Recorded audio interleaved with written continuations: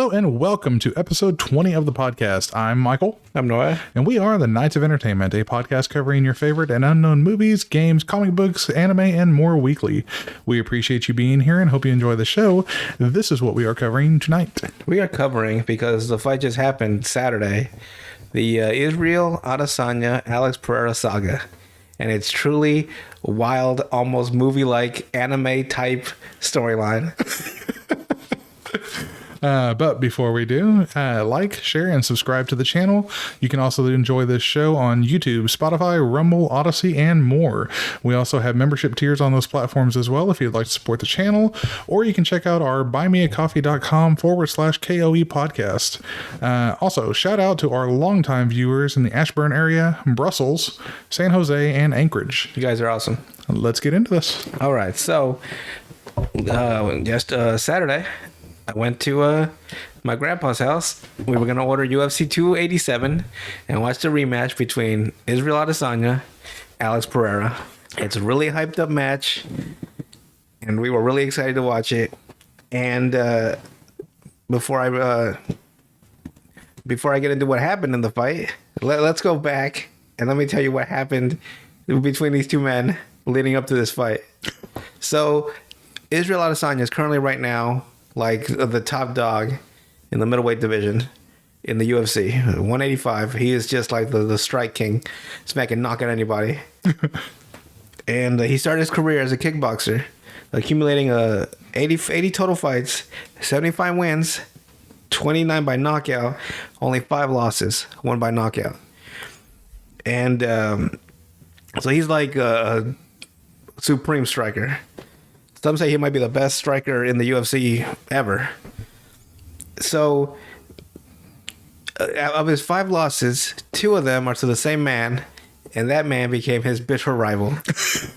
His absolute fucking just the boogeyman behind his shoulder. So, Alex Pereira, they ended up fighting. Their first fight was in Glory of Heroes. This was back in kickboxing. Mm-hmm. In 2016. He lost to Alex Pereira by unanimous decision, and I guess they developed some kind of bad blood between them, and so they were just always shit talking each other back and forth. And then finally they met up again in kickboxing. They met up at Glory of Heroes 7 in 2017, and Adesanya lost again by knockout this time, though. Not only did he lose by knockout, Alex Pereira's son was in the audience, and he went up to the ring and he imitated Adesanya's knockout stance. He just fell down like he got knocked out too. So he mocked him right into his face. So, okay, those 2 losses, they fucking suck, but Adesanya is still considered the better fighter, 80 wins and all that. Right. And at around 2012, he had been transitioning to MMA, seeing how that was and how it would work out for him, because he's mostly kickboxing. There's no ground game. So he started kickboxing in 2012. He was doing really well, so well in fact that he got signed to the UFC in 2018, and he just fucking tore up the middleweight division. Mm-hmm. Just everybody that was around tore him down, became middleweight champion. Now he did have a bit of a beef with John Jones, who is considered the greatest MMA fighter of all time. They were having like this little animosity shit. It's always shit talking on Twitter and stuff like that. You know, social media.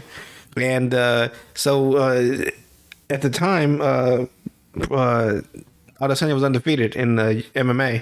So he decided to go up to 205 from his 185 typical weight, and challenge a 205er because he wanted to, see if he could handle John Jones. He lost immediately. I wouldn't say immediately, like he lost the decision. Yeah. Got his ass beat basically. Like he's 6'4", but he's like rail thin. Like he's not meant to be at 205. He's meant to be at 185 when he was dominating. So he stopped shit talking John Jones, and he didn't fight John Jones. He fought someone else at 205, and he was too skinny. The guy just wore him out. So he goes back down to middleweight. He still has the title, and he's the king of the middleweight. 23 wins, 1 loss. That loss to the light heavyweight. And everything's going great. Perfect. Nothing Nothing can go wrong for this man. He is just undefeated. He's doing weird shit. Like he's grabbing their booty holes during the fight when they're on the ground game. He's doing weird shit to them. He's like imitating sex positions as he's wrestling with them in the ground. Like that's how easy the fights are for him.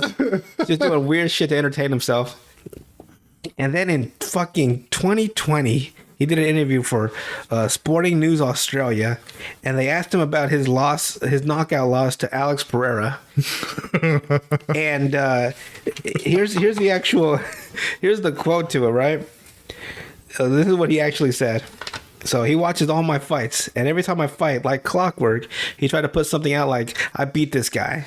At the end of the day, no one knows who the fuck he is and who he's going to be or no. And he's going to be that guy when I'm world champion, when I'm a legend. He's going to be in some pub talking shit, saying, I beat that guy once, trying to get his dick sucked by some crack whore or something. And all the way in Brazil, Alex Pereira saw this interview, and it drove him fucking crazy. Okay, so Alex Pereira was also a kickboxer, and he tried to transition into the MMA as well. Right. He did it like 3 years later after Adesanya, like in 2015, but he didn't really commit to it. After that interview, he was like, well, it's game on then. Because, okay, so after the interview, he had a reignited fire to transition himself to MMA completely.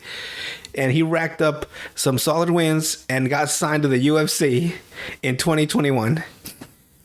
Ripped apart 3 people. You know what his record is right now? It's at 7-2. So he barely fought anybody. And so his first fight in the UFC was where is it? May 6, 2021. 3 fights later, 3 wins. He gets a title fight. He's now 6-1 because he lost his very first fight because he got. That's probably why at first he didn't want to transition because the ground game he got choked out. And you know when you're a striker and the ground game gets introduced, it's like a whole nother level. Yeah. But he takes on everybody and there's nobody else for Izzy to fight because he's beaten everyone else like 3 times. So they give the title fight to and plus Alex has the extra cloud of knocking him out in kickboxing. So everybody wants to see the fight. So they fight November 12th, 2022. Here comes the boogeyman. Like he did all that because of the fucking interview. He came to come after Israel Adesanya. Alex Pereira was like, what do you say about crack horse? he see, that's what his villain, or that's like his fucking villain arc. Like it just started. So they fight. What'd you consider? What'd you compare that to there? Freaking like Barry Allen is Israel Adesanya, and freaking Alex Pereira is a reverse Flash. Like he hates this man with a passion I have not seen in real life. I'll tell you a weird story after the fight that happened that makes you realize he's the reverse Flash to Adesanya's Barry Allen. So they fight, right? And it's not fully one-sided, but you can clearly tell that Israel Adesanya is whipping his ass. Right. Even in the first round, he hits him hard with a right hand, almost not like he buckles him. If it hadn't been for the bell, Alex would have lost. Like he was like fucking trying to put his pants on. He didn't have pants on. Like trying to fucking tie his tie. He didn't have a tie. That's how bad he was rocked. So they go back to the corner and they fight all the way to. It's always 5 rounds, 5-minute rounds for a championship. It gets to round 5. There's like 2-3 minutes left. Israel's like just dominating. And Alex looks tired and exhausted, and out of fucking nowhere, he gets like a boost in speed and energy, and just fucking clobbers Adesanya, and just starts whipping his ass against the ropes, right, or against the cage. And it's like everyone's like, oh no, like I saw this live, this first fight. I was like, oh my god. None of my cousins wanted to see it because they thought Adesanya was gonna just like he's just been winning and it's been predictable and no one wants to see it, right? And I'm sitting there watching this and he fucking loses after winning the whole fight at the very end. And Alex is so evil. You know, like people cheer and they're all happy, right? He just fucking walks away stoically. I am done now. I did my goal to beat Adesanya. That's all I wanted to do. And he fucking retires or some shit. So he beats him, takes his title. He followed this man from kickboxing to the MMA because of some shit he said about him in an interview, and he fucking lost his damn mind. So well, when you think about a crack horse sucking you off, it's like, yeah, that's going to piss you off a little bit. But I mean, they weren't even in the same sport anymore. It's like if Adesanya wants to be like a fucking race car driver, that motherfucker be right behind him the next day. Well, like you said, it's Zolomon, Professor Zolomon. He's something. So Alex wins. Adesanya's now 0-3 against this man. He can't get the fuck away from him. He lost twice in kickboxing and once in MMA. It's his kryptonite. And here's how fucking evil Alex or Pereira is. Like how comically, like he's not a bully or anything. He's not an asshole. Mm-hmm. He's just like that villain that you want to root for. After that fight, Adesanya, there was another title fight like a couple months later. It was Leon Edwards versus Kamaru Usman. Adesanya is doing one of those reaction videos. Like he's watching the fight. There's a camera on him. Yeah. You know, I guess it's sponsored by UFC because you get fired. You get like, you know, like the government after you. Like Dana White always sends the government. If you even post live video of UFC, you're fucking owing $1 million. So I guess he's allowed to air it. Yeah. So he's watching it. And, you know, he's reacting to the fight like, oh, great fight, all this stuff. They're showing pictures and videos of his house. Mm-hmm. And then fucking a day later, there's a video of Pereira watching Adesanya watching the fucking fight. So I can't stand this fucking man. Like, he's watching him. I'm like, are you fucking serious? And that's like comically hating him. Yeah, like, you can't fucking stand him. So he like anything he does, he's like he's gonna do the same thing. Like how you gonna watch another man that you hate watch another fight? Like you got the title. What more do you want? You took the title from him. That's how you know he's a supervillain. Even after he beat him, he still wants to keep in his life and fuck him even more. That's a true supervillain. Like, winning wasn't good enough. No, like he has to completely like if when they die, Adesanya's gonna be in his grave and he's gonna have his own grave right next to him. On top? Yeah, right on top of his. So now we come to Saturday, and it's a rematch. And it was like we were like my cousin wanted to see this one this time, so you guys should have been there the first time. It was wild, and like you can feel it, like you can like it's something about like a real like sport. Like I love pro wrestling, right? Yeah, but it's like a show. Yeah, it's entertainment. It's fun. It's supposed to be grandiose. Yeah, I like that. I like the theatrics and the storylines. But when it's a real fight, when you don't know what's actually going to happen, and it's not scripted, you're like, oh boy, here we go. There's not that heel to take all the blame, right? Like there's not some weird story like line that's gonna intercut that'll be like resolved months later. Like this is the moment right here. So they go and they fight, and that first round, I swear to you, like they didn't do anything. They were like using their conquerors hockey on each other to see who was stronger. They were filling each other out so much. I was like, oh my god! Like I was trying to pass out. Like, oh my god, it's too much. They're too powerful. That's how much they were staring each other down. So the second round starts, and Adesanya gets a little bit, loose, and he just starts kind of like he's not really one to keep like striking. Like he's kind of like he always counters. And like he lays back a little bit, but he was like taking it to Pereira, and Pereira was landing these fucking calf kicks that would have down the bull. And at one point, it looked like he got kicked so hard out of Adesanya that he backed up against the cage. It's like, oh shit! And Pereira's like started trying to finish the fight, right? And that's where he fucked up because Adesanya was faking. So he was Pereira was swinging wild, right? Yeah. And in between those wild swings, Adesanya landed a right hook that buckled him. What a buckled an elephant. Hit him once, it buckled him. The second one knocked him out completely. Like I don't mean like he's down and the ref has to stop the fight, right? He's like dead. Like he was unconscious. Like when the minute he hit him, when he hit the ground, he was already out. Yeah. Like he's just laying there like it looks like a body from Dragon Ball Z when they're all fucking in the crater. It's like you're just laying there. And here's the thing. This is the rivalry between them. So Pereira likes to do this thing when right before he gets to the cage, he pantomimes having a bow and arrow. Yeah. So he'll like pull back on the bow string with the arrow at the cage, and then fucking let loose the arrow, and he'll have some big battle cry. Right? It's like When Adesanya knocked him out, he did his fucking thing. The arrows on his unconscious body. He's like, he did 3 of them for the 3 losses he suffered. He's like, and then I think he pointed to the Pereira's son, and then he pat him like getting knocked out, like he got tricked from like fucking 15, like 8 years ago.